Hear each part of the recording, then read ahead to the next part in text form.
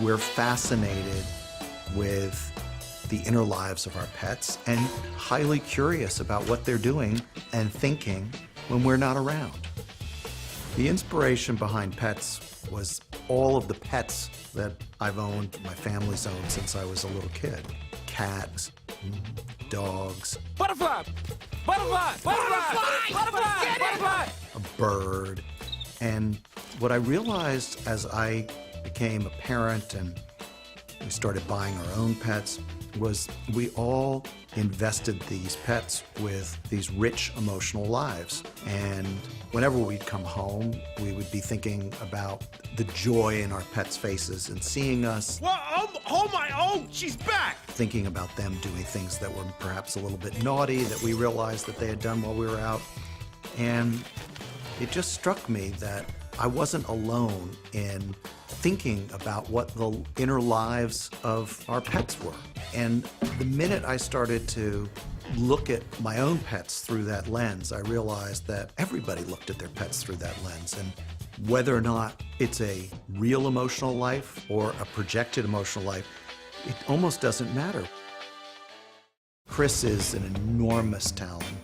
When I was running animation at Fox and executive producing movies there, he was our star storyboard artist.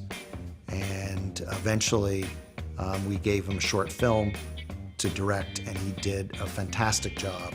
And when I started Illumination, I had the opportunity to ask him to join us with the idea that he would direct. He's unquestionably one of my closest collaborators at Illumination. He is a tremendously good-natured collaborator and leader. I think what drew me in were the memories of the pets that I've had through my life. And I've pretty much had everything under the sun. A dog, a cat, a lizard, gerbils. There's a guinea pig named Norman in this film, and the experience of our guinea pig getting out of the cage and we actually lost him is really where Norman's storyline comes from, where he's lost throughout most of the film. And he's not exceptionally bright.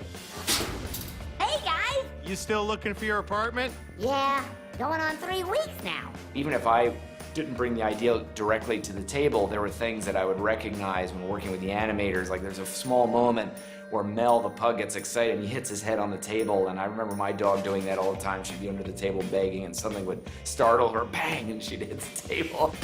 Is that a hawk? I think our relationship with animals and with the planet as a whole is just something that's so important, and I think it radiates out of that, and that's why we have these animals in our lives. You guys be good. I'll see you later. She's gone! It does take a lot of coordination to make a film of this complexity in the timelines that we make them, for the budgets that we make them. The secret to doing that is having really smart people with lots of experience, starting with Chris Meledandri. Animation is the most collaborative medium that I've ever experienced, significantly more so than live action filmmaking. You need to all be in agreement on the essence of the movie that you're making with the writing team. These guys are a bit testy, so just let me do the talking. All the decisions made by the animals are based on what we know and what we love about our pets. Lay down. Good boy. Also, you have to find great directorial leadership. What we wanted to do is look at like a new way of doing this, from the type of comedy, the type of stories, the production schedules, the budgets. As a result, it feels like a slightly different voice out there in the family animated film marketplace. We have hundreds of artists working on a film, and the job of directors, we try to guide all of the individual artists and make one cohesive film at the end.